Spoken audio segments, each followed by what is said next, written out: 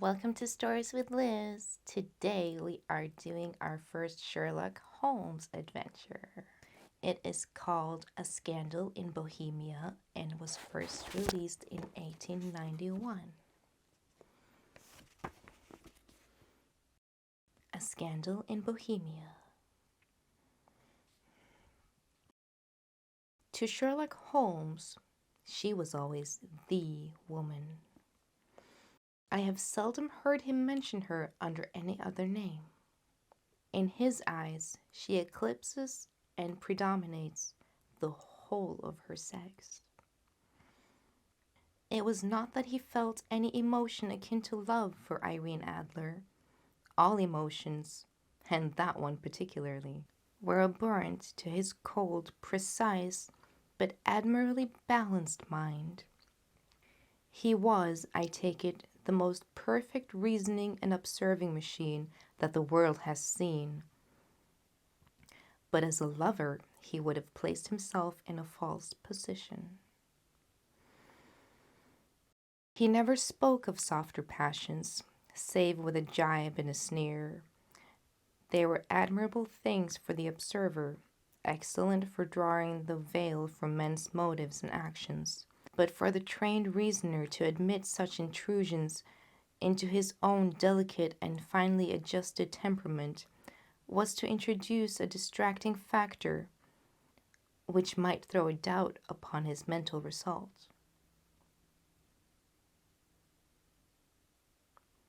Grit in a sensitive instrument or a crack in one of his own high-power lenses would not be more disturbing than a strong emotion in a nature such as his. And yet there was but one woman to him, and that woman was the late Irene Adler, of dubious and questionable memory.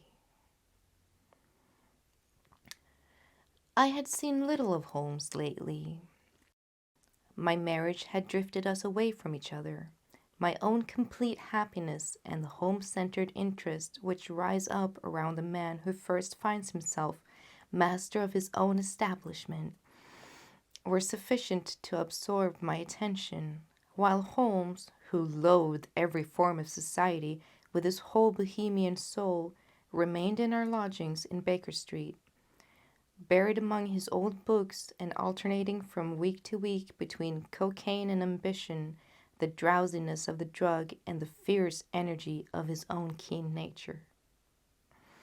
He was still, as ever, deeply attracted by the study of crime and occupied his immense faculties and extraordinary powers of observation in following out those clues and clearing up those mysteries which had been abandoned as hopeless by the official police. From time to time I heard some vague account of his doings, of his summons to Odessa in the case of the Trepoff murders, of his clearing up of the singular tragedy of the Atkinson brothers at Trémilly, and finally of the mission which he had accomplished so delicately and successfully for the reigning family of Holland. Beyond these signs of his activity, however, which I merely shared with all the readers of the daily press, I knew little of my former friend and companion. One night, it was the 20th of March, 1888, I was returning from a journey to a patient, for I had now returned to civil practice, when my way led me through Baker Street. As I passed the well-remembered door, which must always be associated in my mind with my wooing and with the dark incidents of the study in scarlet, I was seized with a keen desire to see Holmes again, and to know how he was employing his extraordinary powers. His room were brilliantly lit, and even as I looked up, I saw his tall, spare figure pass twice in dark silhouette against the blind. He was pacing the room, swiftly, eagerly, with his head sunk upon his chest and his hands clasped behind him. To me, who knew his moods and habits, His attitude and manner told me their own story. He was at work again. He had risen out of his drug-created dreams and was hot upon a scent of some new problem. I rang the bell and was shown up to the chamber which had formerly been in part my own. His manner was not effusive. It seldom was, but he was glad, I think, to see me. With hardly a word spoken, but with a kindly eye, he waved me to an armchair, threw across his case of cigars, and indicated a spirit case and a gasogene in the corner. Then he stood before the fire and looked me over in his singular, introspective fashion. "Wedlock suits you," he remarked. "I think, Watson, that you have put on 7.5 pounds since I saw you." "7," I answered. "Indeed, I should have thought a little more. Just a trifle more, I fancy, Watson. And in practice again, I observe. You did not tell me that you intended to go into harness." "Then how did you know?" "I see it. I deduce it." "How do I know that you have been getting yourself very wet lately, and that you have a most clumsy and careless servant girl?" "My dear Holmes," said I, "this is too much. You would certainly have been burned had you lived a few centuries ago." It is true that I had a country walk on Thursday and came home in a dreadful mess, but as I have changed my clothes, I can't imagine how you deduce it. As to Mary Jane, she is incorrigible, and my wife has given her notice, but there again, I fail to see how you work it out. He chuckled to himself and rubbed his long nervous hands together. "It is simplicity itself," said he. "My eyes tell me that on the inside of your left shoe, just where the firelight strikes it, the letter is scored by 6 almost parallel cuts. Obviously, they have been caused by someone who has very carelessly scraped round the edges of the sole in order to remove crusted mud from it. Hence, you see, my double deduction that you had been out in vile weather and that you had a particularly malignant boot-slitting specimen of London slavey. As to your practice, if a gentleman walks into my room smelling of iodoform, with a black mark of nitrate of silver upon his right forefinger, and a bludge on the right side of his top hat to show where he has secreted his stethoscope, I must be dull indeed if I do not pronounce him to be an active member of the medical profession." I could not help but laugh over the ease which he explained his process of deduction. "When I hear you give your reasons," I remarked, "the thing always appears to me to be so ridiculously simple that I could easily do it myself, though at each successive instance of your reasoning, I am baffled until you explain your process. And yet, I believe that my eyes are as good as yours." "Quite so," he answered, lighting a cigarette and throwing himself down into an armchair. "You see, but you do not observe. The distinction is clear. For example, you have frequently seen the steps which lead up from the hall to this room." "Frequently." "How often?" "Well, some hundreds of times." "Then how many are there?" "How many? I don't know." "Quite so. You have seen, yet you have not observed. This is just my point. Now, I know that there are 17 steps because I have both seen and observed. By the way, since you are interested in these little problems, and since you are good enough to chronicle one or two of my trifling experiences, you may be interested in this. He threw over a sheet of thick, pink-tainted paper, which had been lying open on the table. "It came by the last post," said he. "Read it aloud." The note was undated and without either signature or address. "There will call upon you tonight at 7:15, it said, "a gentleman who desires to consult you upon a matter of the very deepest moment. Your recent services to one of the royal houses of Europe have shown that you are one who may be safely trusted with matters which are of an importance which can hardly be exaggerated. This account of you we have from all quarters received. Be in your chambers then at that hour, and do not take it amiss if your visitor wear a mask." "This is indeed a mystery," I remarked. "What do you imagine it means?" "I have no data yet." "It is a capital mistake to theorize before one has data. Insensibly one begins to twist facts to suit theories instead of theories to suit facts.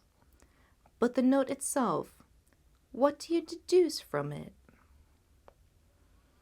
I carefully examined the writing and the paper upon which it was written. The man who wrote it was presumably well-to-do, I remarked, endeavoring to imitate my companion's process. "Such paper could not be bought under half-a-crown a packet. It is particularly strong and stiff." "Particular, that is the very word," said Holmes. "It is not an English paper at all. Hold it up to the light." I did so, and saw a large E with a small g, a P and a large G with a small t woven into the texture of the paper. "What do you make of that?" asked Holmes. "The name of the maker, no doubt, or his monogram rather." "Not at all. The G with the small t stands for Gesellschaft, which is the German for company. It is a customary contraction like our co. P, of course, stands for papier. Now for the E.G. Let us glance at our continental gazetteer." He took down a heavy brown volume from his shelves. "Eglov, Eglonetz. Here we are, Egria. It is a German-speaking country in Bohemia, not far from Karlsbad. Remarkable as being the scene of the death of Waldstein, and for its numerous glass factories and paper mills. Ha, my boy! What do you make of that?" His eyes sparkled, and he sent up a great blue triumphant cloud from his cigarette. "The paper was made in Bohemia," I said. "Precisely. And the man who wrote the note is a German. Do you note the particular construction of the sentence? 'This account of you we have from all quarters received.' A Frenchman or a Russian would not have written that. It is the German who is so uncourteous with his verbs. It only remains, therefore, to discover what is wanted by this German who writes upon Bohemian paper and prefers wearing a mask to showing his face. And here he comes, if I'm not mistaken, to resolve all our doubts." As he spoke, there was the sharp sound of horses' hoofs and grating wheels against the curb, followed by a sharp pull of the bell. Holmes whistled. "A pair by the sound," said he. "Yes," he continued, glancing out the window. "A nice little brougham and a pair of beauties. 150 guineas apiece. There's money in this case, Watson, if nothing else. I think that I'd better go, Holmes. Not a bit, Doctor. Stay where you are. I am lost without my Boswell, and this promises to be interesting. It would be a pity to miss it. But your client, never mind him. I want your help. And so may he. Here he comes. Sit down in that armchair, Doctor, and give us your best attention.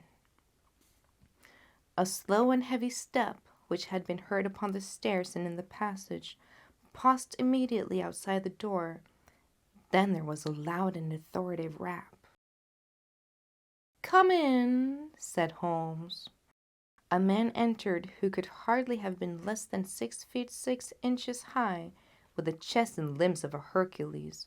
His dress was rich with the richness that would, in England, be looked upon as akin to bad taste. Heavy bands of astrakhan were slashed across the sleeves and fronts of his double-breasted coat, while the deep blue cloak which was thrown over his shoulders was lined with flame-colored silk and secured at the neck with a brooch which consisted of a single flaming barrel. Boots which extended halfway up his calves and which were trimmed at the tops with rich brown fur completed the impression of barbaric opulence which was suggested by his whole appearance.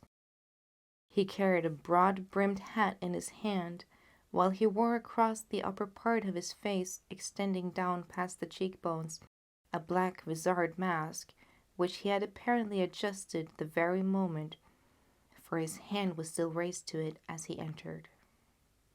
From the lower part of the face, he appeared to be a man of strong character, with a thick hanging lip, and a strong, straight chin suggestive of resolution pushed to the length of obstinacy. "You had my note?" he asked with a deep, harsh voice and a strongly marked German accent. "I told you that I would call." He looked from one to the other of us, as if uncertain which to address. "Pray take a seat," said Holmes. "This is my friend and colleague, Dr. Watson, who is occasionally good enough to help me in my cases. Whom have I the honor to address?" "You may address me as the Count von Kramm, a Bohemian nobleman. I understand that this gentleman, your friend, is a man of honor and discretion, whom I may trust with a matter of the most extreme importance. If not, I should much prefer to communicate with you alone." I rose to go, but Holmes caught me by the wrist and pushed me back into my chair.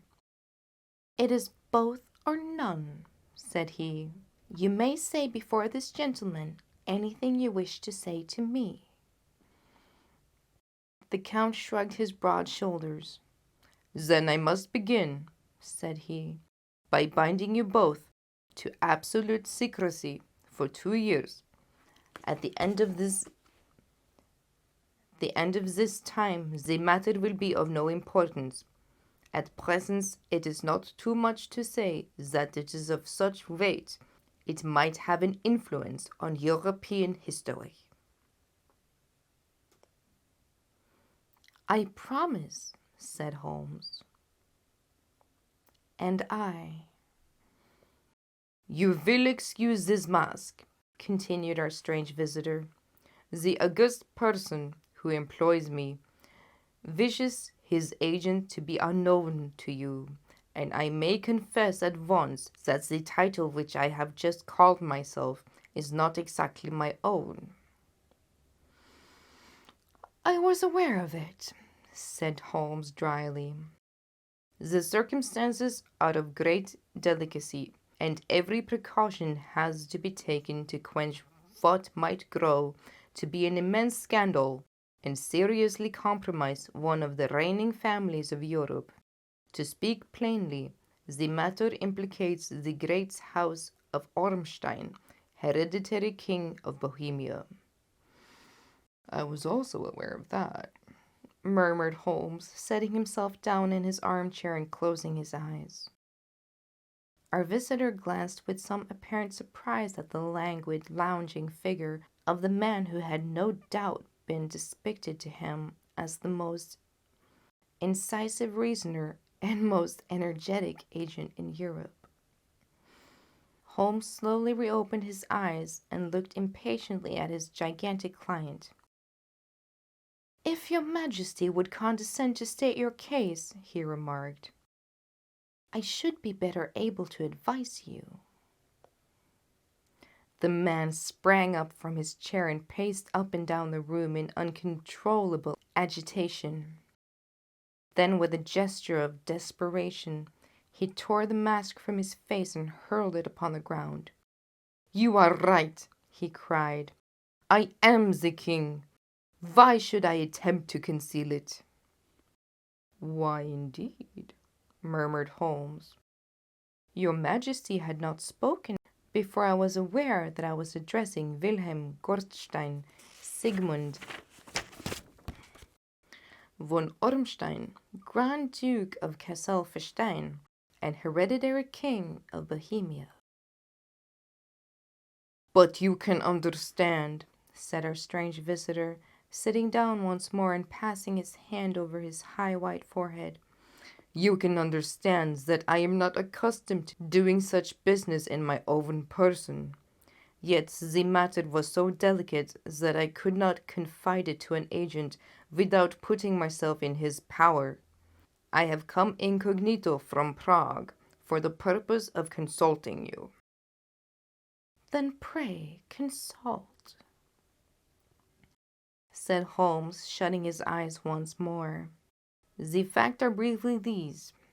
Some 5 years ago, during a lengthy visit to Warsaw, I made the acquaintance of the well-known adventuress Irene Adler. The name is no doubt familiar to you?" "Kindly look her up in my index, doctor," murmured Holmes without opening his eyes. For many years he had adopted a system of docketing all paragraphs concerning men and things, so that it was difficult to name a subject or a person on which he could not at once furnish information. In this case I found her biography sandwiched in between that of a Hebrew rabbi and that of a staff commander who had written a monograph upon deep-sea fishes. "Let me see," said Holmes. Born in New Jersey in the year of 1858. Contralto. La Scala. Prima donna Imperial Opera of Warsaw. Yes. Retired from operatic stage. Living in London. Quite so.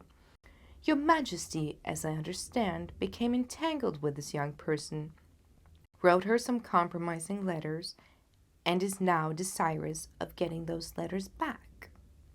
"Precisely so, but how—" "Was there a secret marriage?" "None." "No legal papers or certificates?" "None." "Then I fail to follow your Majesty. If this young person should produce her letters for blackmailing or other purposes, how was she to prove their authenticity?" "There is the writing." "Pooh, forgery." "My private notepaper?" "Stolen." "My own seal?" "Imitated." "My photograph?" "Bought." "We were both in the photograph." "Oh dear, that is very bad. Your Majesty has indeed committed an indiscretion." "I was mad, insane." "You have compromised yourself seriously." "I was only crown prince then. I was young. I am but 30 now." "It must be recovered." "We have tried and failed." "Your Majesty must pay. It must be bought." "She will not sell." "Stolen, then." 5 attempts have been made. Twice burglars in my pay ransacked her house. Once we diverted her luggage when she traveled. Twice she has been waylaid. There has been no result. No sign of it? Absolutely none. Holmes laughed. It is quite a pretty problem, said he. But a very serious one to me, returned the king reproachfully. Very indeed. And what does she propose to do with the photograph? To ruin me. But how? I am to be married, So I've heard. to Clotilde Losman was Saxe-Meiningen, second daughter of the King of Scandinavia. You may know the strict principles of her family. She is herself the very soul of delicacy. A shadow of a doubt as to my conduct would bring the matter to an end. And Irene Adler? Threatens to send them the photograph, and she will do it. I know that she will do it. You do not know her, but she has the soul of steel. She has the face of the most beautiful of women, and the mind of the most resolute of men. Rather than I should marry another woman, there are no lengths to which she would not go. None. You are sure that she has not sent it yet? I am sure. And why? Because she said that she would send it the day when the betrothal was publicly proclaimed. That will be next Monday. Oh, then, we have 3 days yet, said Holmes with a yawn. That is very fortunate, as I have 1 or 2 matters of importance to look into just at the present. Your Majesty will of course stay at London at the present.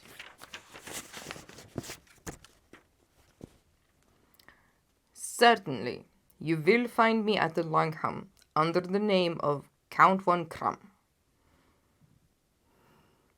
Then I shall drop you a line to let you know how we progress. Pray do so. I shall be all anxiety. Then, as to money? You have carte blanche. Absolutely? I tell you that I would give one of the provinces of my kingdom to have that photograph. And for present expenses? The king took a heavy chamois leather bag from out of his cloak and laid it on the table. There are 300 pounds in gold and 700 in notes, he said.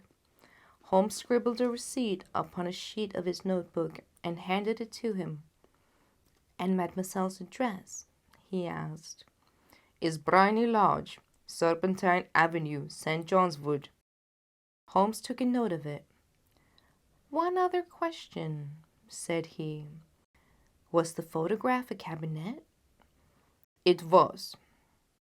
Then, good night, Your Majesty, and I trust that we shall soon have some good news for you. And good night, Watson, he added, as the wheels of the royal brougham rolled down the streets. If you will be good enough to call tomorrow afternoon at 3 o'clock, I should like to chat this little matter over with you. 2. At 3 o'clock precisely, I was at Baker Street, but Holmes had not yet returned. The landlady informed me that he had left the house shortly after 8 o'clock in the morning. I sat down beside the fire, however, with the intention of awaiting him, however long it might be.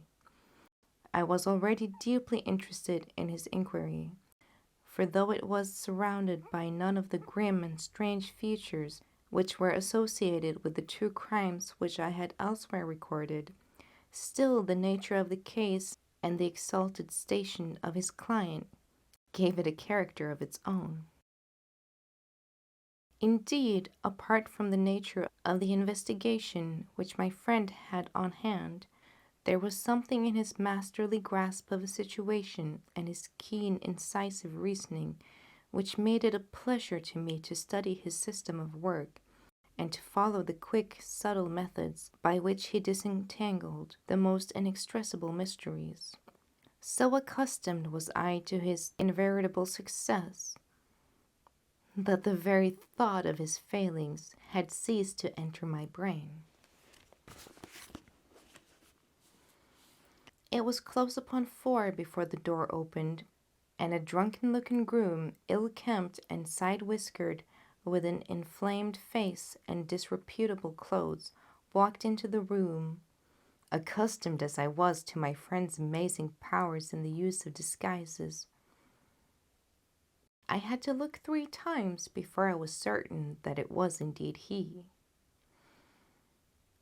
With a nod he vanished into the bedroom, whence he emerged in 5 minutes, tweed-suited and respectable of old, putting his hands into his pockets and stretching out his legs in front of the fire, and laughed heartily for some minutes.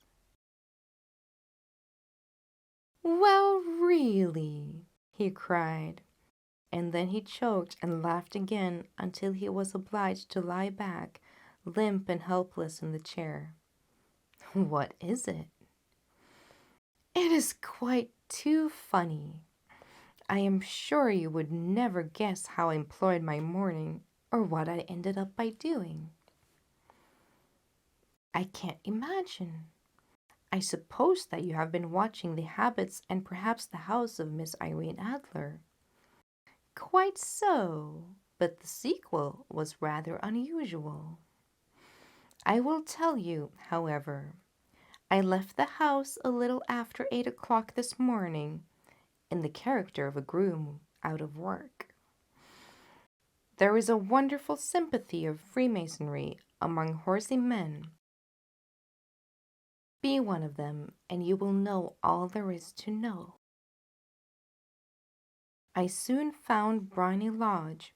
It is a bijou villa, with a garden at the back, but built out in front right up to the road, 2 stories, chublock to the door, large sitting room on the right side, well furnished with long windows almost to the floor, and those preposterous English window fasteners which a child could open.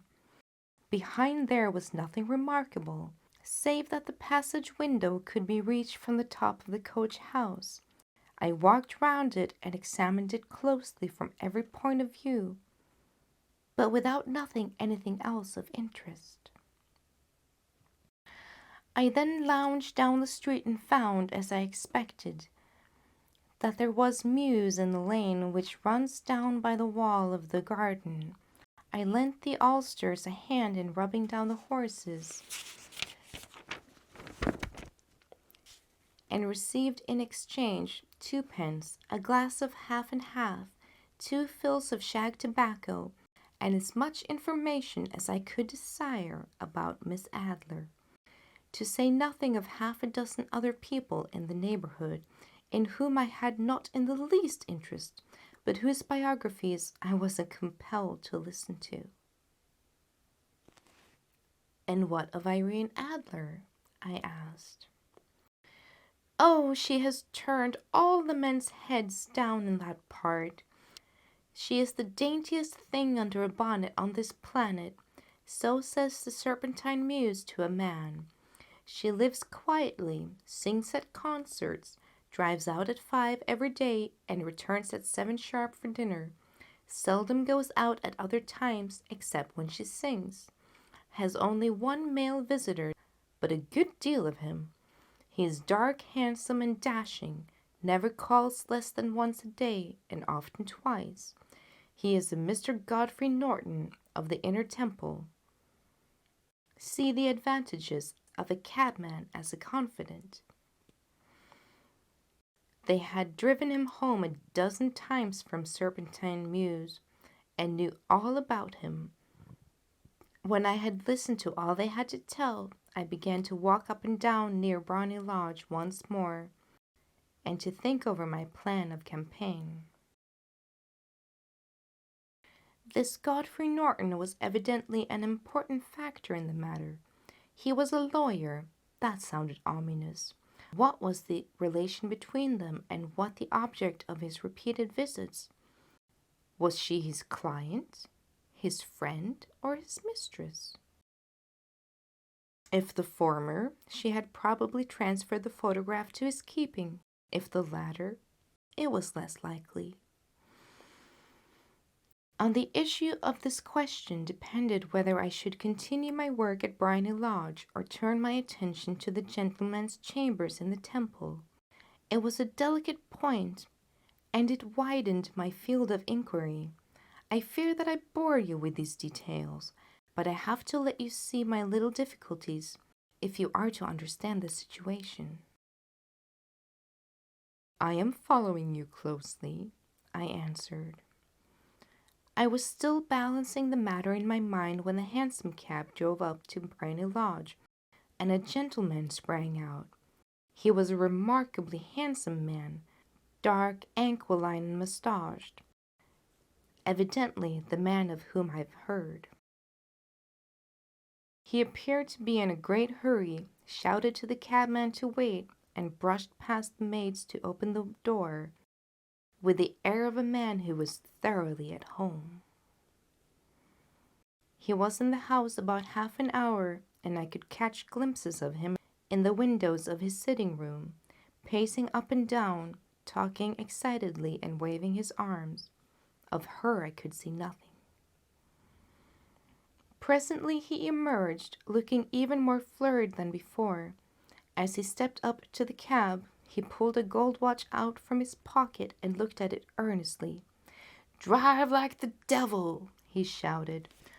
First to Gross and Hancleys in Regent Street, and then to Church of St. Monica's in Edgware Road.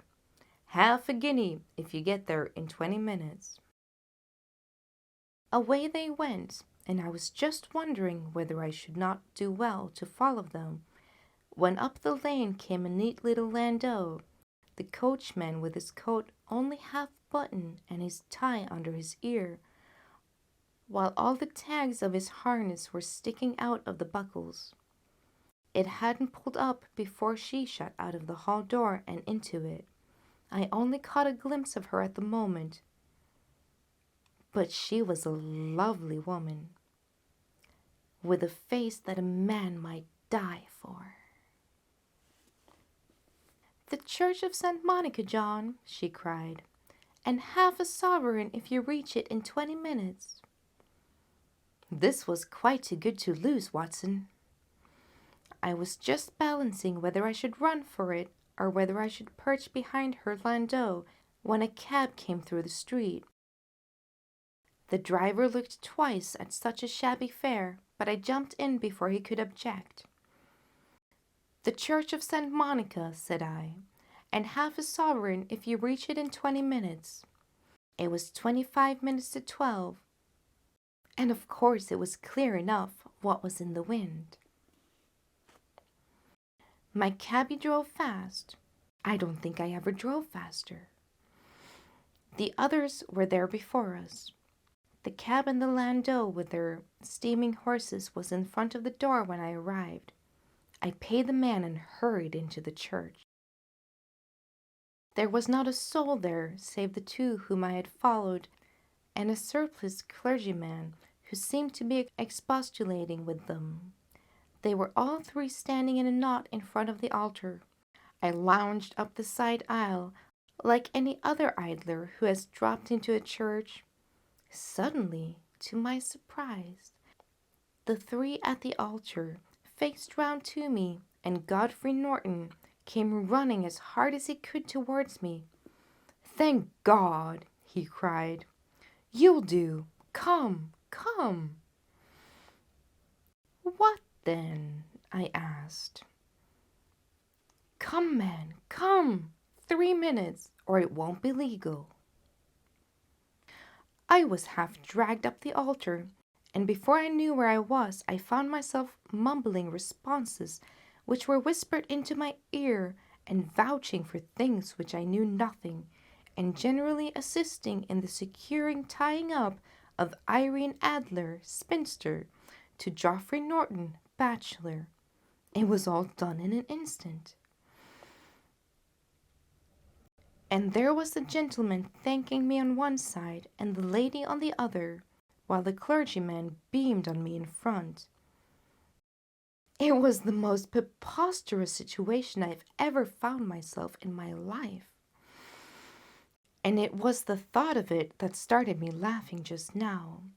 It seems that there had been some informality about their license, that the clergyman absolutely refused to marry them without a witness of some sort, and that my lucky appearance saved the bridegroom from having to sally out in the streets in search of a best man. The bride gave me a sovereign, and I mean to wear it on my watch chain in memory of this occasion. This is a very unexpected turn of events, said I. And what then? Well, I found my plans very seriously menaced. It looked as if the pair might take an immediate departure, and so necessitate very prompt and energetic measures on my part. At the church door, however, they separated, he driving back to the temple, and she to her own house. I shall drive out to the park at 5 as usual, she said as she left him. I heard no more. They drove away in different directions, and I went off to make my own arrangements, which are some cold beef and a glass of beer, he answered, ringing the bell. I have been too busy to think of food, and I am likely to be busier still this evening. By the way, doctor, I shall want your cooperation. I shall be delighted. You won't mind breaking the law? Not in the least. Nor running the chance of arrest? Not in a good cause. Oh, the cause is excellent. Then I am your man. I was sure that I might rely on you. But what is it you wish? When Mrs. Turner brought in the tray, I will make it clear to you. Now, he said as he turned hungrily on the simple fare that our landlady had provided, I must discuss it while I eat, for I have not much time. It is nearly 5 now. In 2 hours we must be on the scene of action. Miss Irene, or Madame rather, returns from her drive at 7. We must be at Briny Lodge to meet her. And what then? You must leave that to me. I have already arranged what is to occur. There is only one point in which I must insist. You must not interfere, come what may. You understand? I am to be neutral. To do nothing whatever.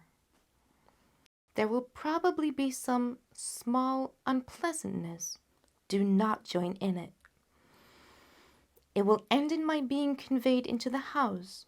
4 or 5 minutes afterwards, the sitting-room window will open. You are to station yourself close to that open window. Yes. You are to watch me, for I will be visible to you. Yes.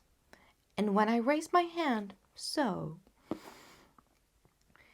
you will throw into the room what I give you to throw, and will at the same time raise the cry of fire. You quite follow me? Entirely. It is nothing very formidable, he said, taking a long cigar-shaped roll from his pocket. It is an ordinary plumber's smoke rocket, fitted with a cap at either end to make it self-lighting. Your task is confined to that. When you raise the cry of fire, it will be taken up by quite a number of people. You may then walk to the end of the street, and I will rejoin you in 10 minutes. I hope that I have made myself clear. I am to remain neutral, to get near the window, to watch you, and at the signal to throw this object, then to raise the cry of fire, and to await you at the corner of the street. Precisely. Then you may entirely rely on me. That is excellent. I think perhaps it is almost time that I prepare for the new role that I have to play." He disappeared into his bedroom and returned in a few minutes in the character of an amiable and simple-minded nonconformist clergyman. His broad black hat, his baggy trousers, his white tie, his sympathetic smile and general look of peering and benevolent curiosity were such as Mr. John Hare alone could have equalled. It was not merely that Holmes changed his costume. His expression, his manner, his very soul seemed to vary with every fresh part that he assumed. The stage lost a fine actor, even as science lost an acute reasoner, when he became a specialist in crime. It was 6:15 when we left Baker Street, and it still waned 10 minutes to the hour when we found ourselves in Serpentine Avenue. It was already dusk, and the lamps were just being lit as we paced up and down in front of Briny Lodge, waiting for the coming of its occupant. The house was just such as I had pictured it from Sherlock Holmes' succinct description, but the locality appeared to be less private than I had expected.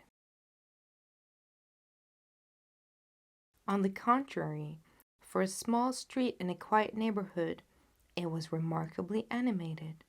There was a group of shabbily dressed men smoking and laughing in a corner, a scissors grinder with his wheel, 2 guardsmen who were flirting with a nurse girl, and several well-dressed young men who were lounging up and down with cigars in their mouths. "You see," remarked Holmes, as we paced to and fro in front of the house, "this marriage rather simplifies matters.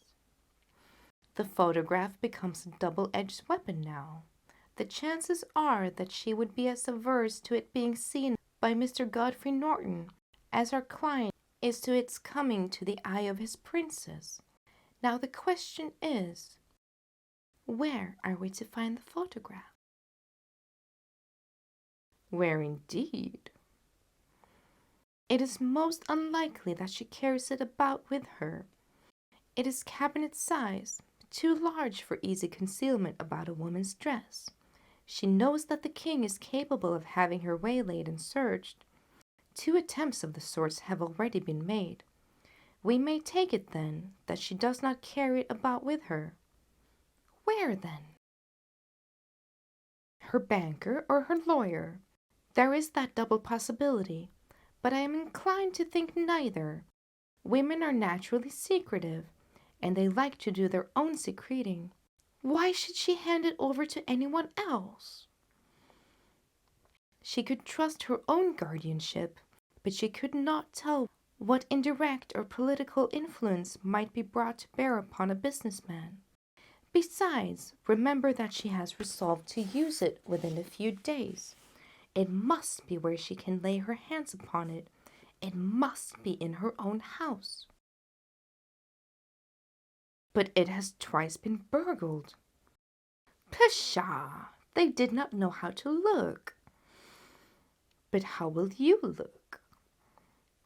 "I will not look." "What then?" "I will get her to show me." "But she will refuse." "She will not be able to." "But I hear the rumble of wheels. It is her carriage. Now, carry out my orders to the letter." As he spoke, the gleam of sidelights of a carriage came round the curve of the avenue. It was a smart little landau which rattled up to the door of Briny Lodge. As it pulled up, one of the loafing men at the corner dashed forward to open the door in hope of earning a copper, but was elbowed away by another loafer who had rushed up with the same intention. A fierce quarrel broke out, which was increased by the 2 guardsmen who took sides with one of the loungers, and by the scissors grinder, who was equally hot upon the other side. A blow was struck, and in an instant the lady, who had stepped from her carriage, was at the center of the little knot of flushed and struggling men. who struck savagely at each other with their sticks and fists. Holmes dashed into the crowd to protect the lady, but just as he reached her, he gave a cry and dropped to the ground, with the blood running down his face. At his fall, the guardsmen took to their heels in one direction and the loungers in the other, while a number of better-dressed people who had watched the scuffle without taking part in it crowded in to help the lady and to attend to the injured man. Irene Adler, as I will still call her, had hurried up the steps, but she stood at the top with her superb figure outlined against the lights of the hall, looking back into the street. "Is the poor gentleman much hurt?" she asked. "He is dead," cried several voices. "No, no, there's life in him," shouted another, "but he'll be gone before you can get him to a hospital." "He is a brave fellow," said a woman. "They would have had the lady's purse and watch if it hadn't been for him. They were a gang, and a rough one, too. Ah, he's breathing now." "He can't lay on the street.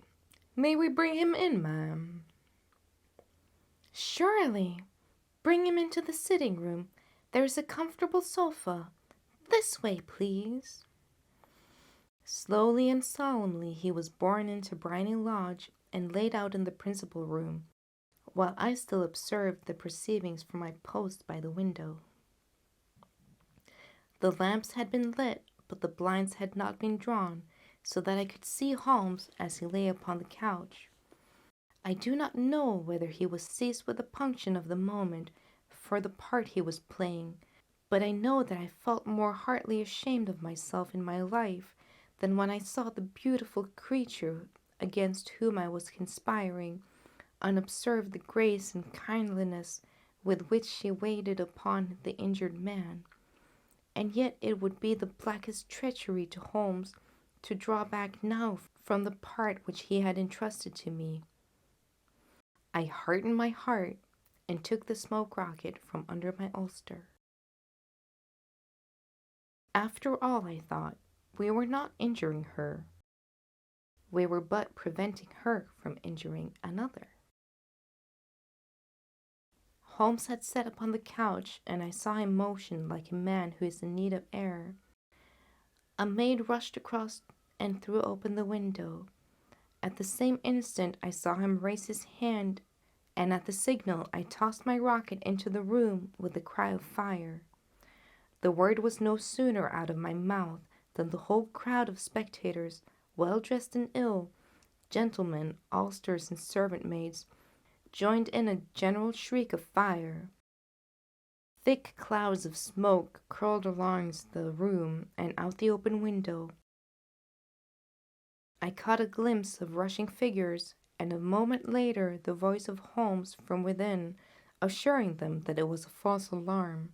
Slipping through the shouting crowd, I made my way through the corner of the street, and in 10 minutes was rejoiced to find my friend's arm in mine, and relieved to get away from the scene of uproar.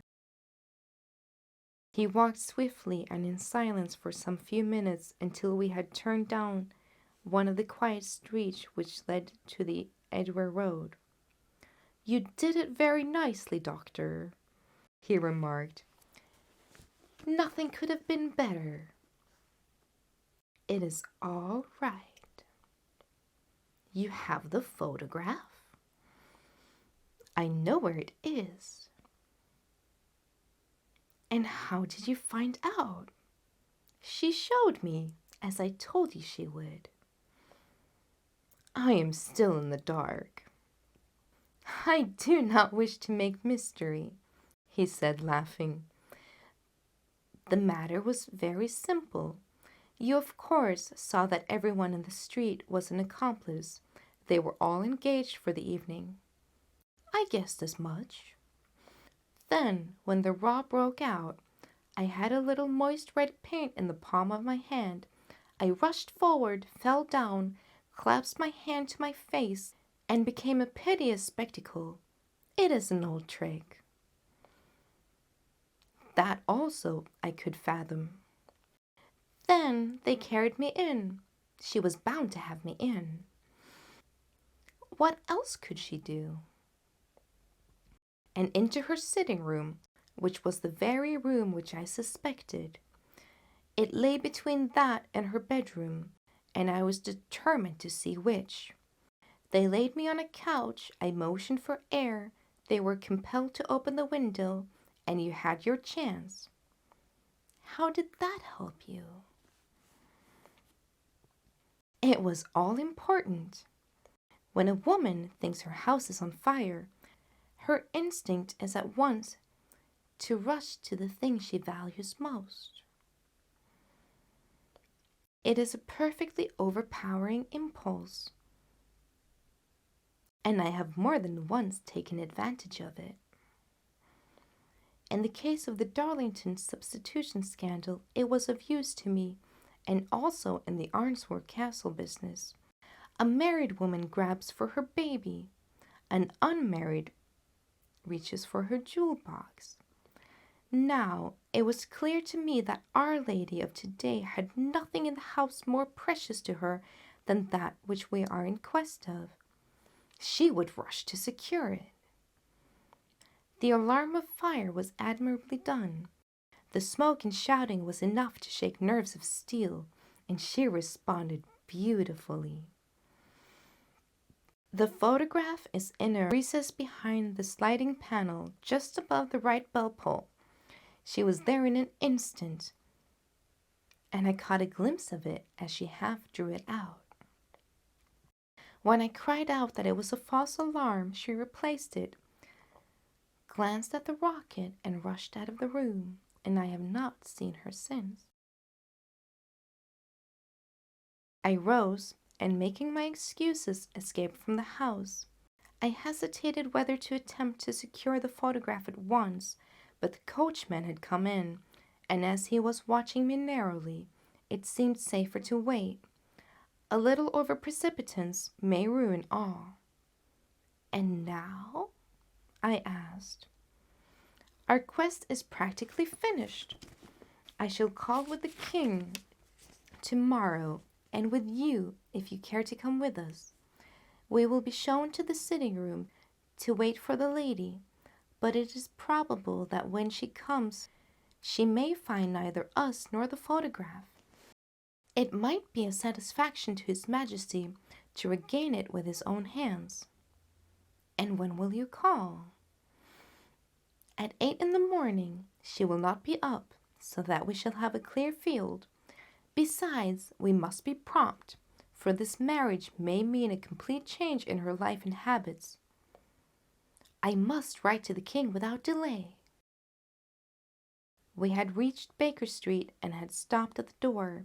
He was searching his pockets for the key when someone passing said, "Good night, Mr. Sherlock Holmes."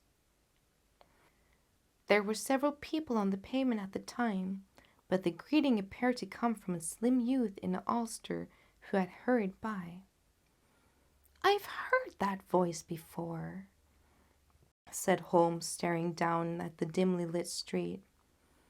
"Now I wonder who the deuce that could have been." 3. I slept at Baker Street that night, and we were engaged upon our toast and coffee in the morning when the King of Bohemia rushed into the room. "You have really got it?" he cried, grasping Sherlock Holmes by either shoulder and looking eagerly into his face. "Not yet." "But you have hopes?" "I have hopes." "Then come. I am all impatient to be gone." "We must have a cab." "No, my brougham is waiting." "Then that simplifies matters." We descended and started off once more for Briny Lodge. "Irene Adler is married," remarked Holmes. "Married? When?" "Yesterday." "But to whom?" to an English lawyer named Norton. But she could not love him. I am in hopes that she does. And why in hopes? Because it would spare your majesty all fears of future annoyance. If the lady loves her husband, she does not love your majesty. If she does not love your majesty, there is no reason why she should interfere with your majesty's plans. It is true, and yet, well, I wish she had been of my own station. What a queen she would have made. He relapsed into a moody silence, which was not broken until we drew up into Serpentine Avenue. The door of Briny Lodge was open, and an elderly woman stood upon the steps. She watched us with sardonic eyes as we stepped from the brougham. "Mr. Sherlock Holmes, I believe," said she. "I am Mr. Sherlock Holmes," answered my companion, looking at her with a questioning and rather startled gaze. "Indeed, my mistress told me that you were likely to call. She left this morning with her husband by the 5:15 train from Charing Cross for the Continent." What? Sherlock Holmes staggered back, white with chagrin and surprise. "Do you mean that she has left England?" "Never to return." And the papers? Asked the king hoarsely. All is lost. "We shall see." Holmes pushed past the servant and rushed into the drawing room, followed by the king and myself. The furniture was scattered about in every direction, with dismantled shelves and open drawers, as if the lady had hurriedly ransacked them before her flight. Holmes rushed at the bell-pull, tore back a small sliding shutter, and, pulling in his hand, pulled out a photograph and a letter. The photograph was of Irene Adler herself in evening dress. The letter was subscribed, "To Sherlock Holmes, Esquire, to be left till called for." My friend tore it open, and we all three read it together. It was dated after midnight of the preceding night, and ran in this way. "My dear Mr. Sherlock Holmes, you really did it well. You took me in completely. Until after the alarm of fire, I had not a suspicion, but then, when I found how I had betrayed myself, I began to think. I had been warned against you months ago. I had been told that, if the king employed an agent, it would certainly be you. And your address had been given me. And yet with all this, you made me reveal what you wanted to know. Even after I became suspicious, I found it hard to think evil of such a dear, kind old clergyman. But you know, I have been trained as an actress myself. Male costume is nothing new to me. I often take advantage of the freedom it gives. I sent John, the coachman, to watch you, ran upstairs, got into my walking clothes, as I call them, and came down just as you departed. Well, I followed you to your door, and so made sure that I was really an object of interest to the celebrated Mr. Sherlock Holmes. Then I, rather imprudently, wished you good night and started to the temple to see my husband. Both thought the best resource was flight, when pursued by so formidable an antagonist, so you will find the nest empty when you call tomorrow. As to the photograph, your client may rest in peace. I love and am loved by a better man than he. The king may do what he will without hindrance from one who he has cruelly wronged. I keep it only to safeguard myself and to preserve a weapon which will always secure me from any steps which he might take in the future. I leave a photograph which he might care to possess, and I remain, dear Sherlock Holmes, very truly yours, Irene Norton, née Adler. What a woman! Oh, what a woman! Cried the king of Bohemia, when we had all three read the epistle. Did I not tell you how quick and resolute she was? Would she not have made an admirable queen? Is it not a pity that she was not on my level? From what I've seen of the lady, she seems indeed to be on a very different level from your majesty, said Holmes coldly. I am sorry that I have not been able to bring your majesty's business to a more successful conclusion. On the contrary, my dear sir, cried the king, nothing could have been more successful. I know that her word is inviolate. The photograph is now as safe as if it was in the fire. I am glad to hear your majesty say so. I am immensely indebted to you. Pray tell me in what way I can reward you. This ring? He slipped an emerald snake ring from his finger and held it upon the palm of his hand. Your majesty has something I would value even more highly, said Holmes. You have but to name it. This photograph. The king stared at him in amazement. Irene's photograph? He cried. Certainly, if you wish it. I thank you, your majesty. Then there is no more to be done in the matter. I have the honor to wish you a very good morning. He bowed, and turning away without observing the hand which the king had stretched out to him, he set off in my company to his chambers. And that was how a great scandal threatened to affect the kingdom of Bohemia, and how the best plans of Mr. Sherlock Holmes were beaten by a woman's wit. He used to make merry over the cleverness of women, but I have not heard him do it of late. And when he speaks of Irene Adler, or when he refers to her photograph, it is always under the honorable title of the woman.